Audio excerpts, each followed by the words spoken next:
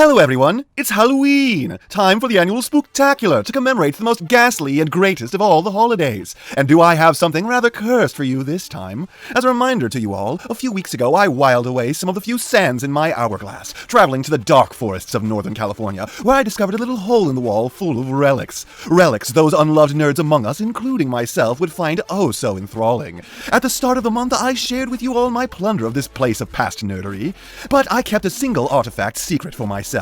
Well, two, but the second one was only because it was forgotten, as it is a forlorn and loveless thing that deserves to be left in the past, though it utterly fits the theme of today, and I might just sneak it in, but we will see. Though no more shall I keep the subject of today's video shrouded in mystery, for you see, at that hovel of nerdery, I found the Transformers' original serial killer in his semi-original guise. It's the 10th anniversary Tarantulas inbox. But you see, I'm so evil that I freed this darkling from his prison of plastic and card paper. Some might find this a bit of a crime, but I care not for your collector woes. All I simply care about is to have an edifice of this abhorrent abomination who for once actually looks like himself, and not as though it's his corpse, color fading from the spark withering in his chest, such as the original one did. No, this one contains the myriad of ghoulish colors that was likely the last thing many a poor animal saw before they were cruelly devoured in the show. One would also not be too surprised if there was a pod or two that landed off-screen that Tarantulas made his way to first, and the occupant was never seen again. Now speaking of this totem to the terror he wrought, it is a rather odd and sickly looking thing in its pistachio green, like something in your soup gone wrong. He is not quite an opaque purple, with the gleaming eye pustules poking his abdomen and causing so much trypophobia to pair with his arachnophobia, also eliciting some peculiar emotions not readily found in your mundane life. But perhaps most concerning are the claws. His elbows are on the wrong way, like some kind of circus freak show contortionist, and his malformed, almost vestigial thumbs cause me great distress. He's also covered in a few boils that appear to have ruptured along his arms. Of course, this monster who loves to prey on all that he can reach with his terrible poisons also carries a pox. Even if he can't injure you, he can still infect you. But even so, I still find this ooky spooky spider so charming. I doubt that Miss Muffet would run from him, or at least be given the chance. She'd likely be dragged into that tree screaming before she'd ever known he'd been there the whole time, stalking her for hours, just out of sight. And surely he would use his webbing to facilitate his slow, methodical descent towards her. As a child, I used to mutilate all my copies of Tarantulas by cutting off this little thread attached to his spinnerets. I had an idea for what perfection would mean, and those required him to be clean, unspoiled by excess kibble, and with a gun that could actually fire a lethal projectile more than a few inches, for I did not know the darkest truth of him, that I will keep unilluminated from you all for the time being. But I recognize this for what it is now, his vital gimmick, the one that lets him descend from unseen vantages, to snatch away those unobservant and undeserving of his oh so tender ministrations, or to be used as a garrote to strangle the life out of his victims. And who else misses these rusty old spring-loaded gimmicks from ages long past? I think a few children losing an eye here or there was well worth the price for this kind of entertainment. Should we really let Hasbro extinct the glorious ritual of firing missiles at our unassuming siblings? Everything about this brings me a sickening joy, from the occult patterns of pigment across his carapace to how shockingly well this echoes his show appearance, a grim reflection of its most merciless maniac. Few of those original survivors stranded on that ancient world can claim their facsimiles bear such a resemblance. Sadly, that only partially extends to this freak's face. This is one of those few poor mutants who utilize their aberrant visage in the show, an almost extinguished breed consisting simply of him and his long-suffering cohort, Waspinator. A poor man doomed to eternal suffering, rent asunder time and again. But we aren't here to talk about that cursed being. No, we speak of the spider. It's clear how much of this head inspired those twisted souls who crafted this sinister arachnid, but they were not truly faithful to it. The toy sought to be mechanical man, but the show pursued something a bit more biotechnical, its bestial fangs leading directly into a gullet more hostile than even the face of the predatory Yautja. Missing here, but amazingly present on the robot mode head, it's almost as though the creators combined together a sickly amalgamation of his two visages from the show.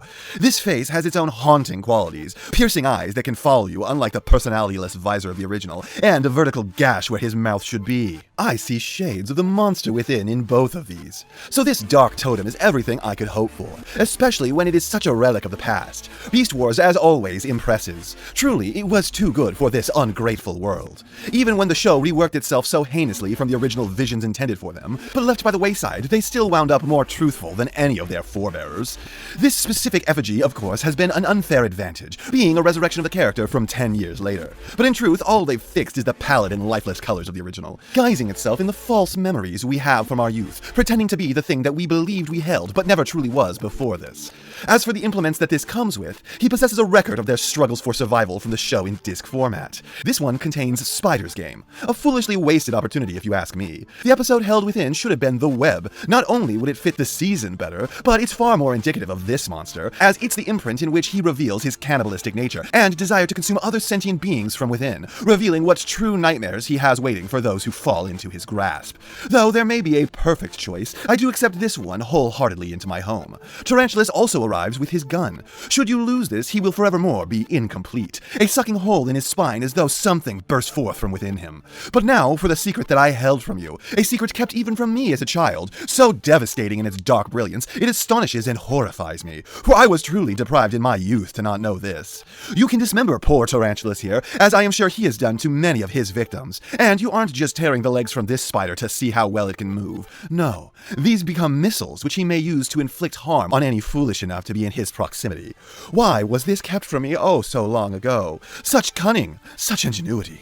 Truly, my mind had not expanded enough to even bear witness to it. Sadly, it is only 4 of his limbs that you can prize away to weaponize. However, there is some drawback to this, as with each time you do it, it may be the very last. Not simply is it just that these may be lost to the ether, but these are rather delicate joints to assault every time Tarantulas commits assault. One wrong tweak, and I prophesize that his legs will never quite be the same again. So these are wondrous artifacts, such creativity packed into this hollow husk of a man. A tragedy I could never appreciate them until my childhood abandoned me. But what I, in my complete worthless naivete, could still appreciate was this thing's anachronistic articulation, as though it was from a figure from the future. Depending on what reality you live in, the head has tons of up or unreasonable down. It also has suspicious side to side, and you can spin it in a manner that would shatter the necks of anyone living. Shoulders pull even more than a natural 90. However, the elbows are truly obscene, as you must break them backwards, spinning the hand in a sickening fashion to get them to work in a manner one would call right. But when you do, they pull greater than a 90. His wrists are fused, as is his waist, thanks to some forlorn surgery in ages past. His hips also suffer with their ability to rotate being limited, but they have truly, unsettlingly grand motion in most directions. Knees that bend to their painful maximum, and feet with a toe and heel down, creating a truly stable standing base for this unstable mind. Once more, Beast Wars sits there smugly mocking the future, as though they were able to gaze into it and plunder innovation not yet invented. It doesn't have everything, but almost everything in its possession is being done better than by even figures in our modern history. And then we have the process by which this thing alters its form to become another. So simple, so satisfying. How? How does it manage such a complete metamorphosis at breakneck speeds? It brings a song to my soul, a siren's call of conversion that begs you to do it again. Do it again.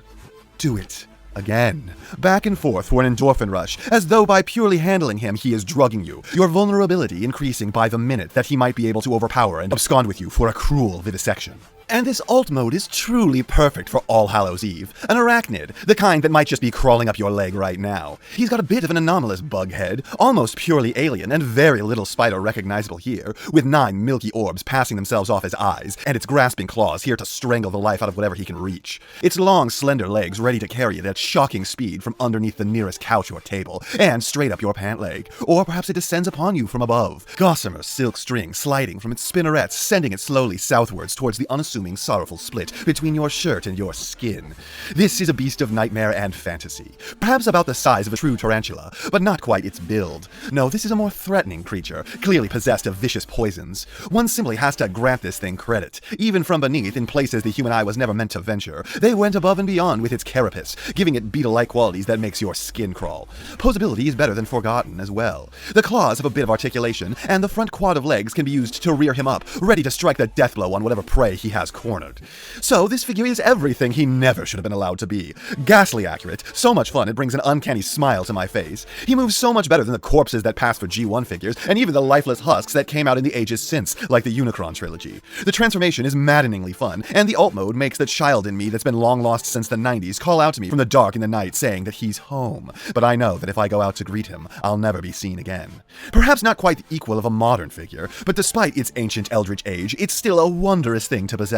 The death has died for him long ago, and he forevermore shall be timeless. Sadly, it seems I don't have the capacity to cover his brethren that I pulled from that dark pit in Northern California, but there's always next Halloween, and forevermore those that come after that. Spook you next year. And before we go, let's thank a channel backer. And this time it's Wix with Siege Astrotrain. As always, I swear this thing has a recency bias. I love this figure, but what's weird is that no one seems to agree what's good about it. I've seen so many people praise the train mode and criticize the shuttle mode, and I just have to ask, are you people crazy? The train mode is at best a massive compromise, but the shuttle is really solid. Yes, the center is a little waffled, but it's not that bad. So it's got one great alt mode and one kind of ropey one, but it's also got a seriously good robot mode. The transformations are solid too. I flat out don't understand the people who don't like this thing at all. Like, what more could you want out of it, other than a train that doesn't look like it got its nose ripped off in a terrible accident and was replaced with the front of a much smaller locomotive? Good figure and a good pick, man. And that's not half what I have to say, but it's enough what I have to say. And I know, you know, what everyone else tells you to do at the end of these videos. So, if you liked what you saw here, please do that. And if you'd like to take it a step further, then please share this video with any friend you think may be interested. I hope you all enjoyed listening to me waste your time.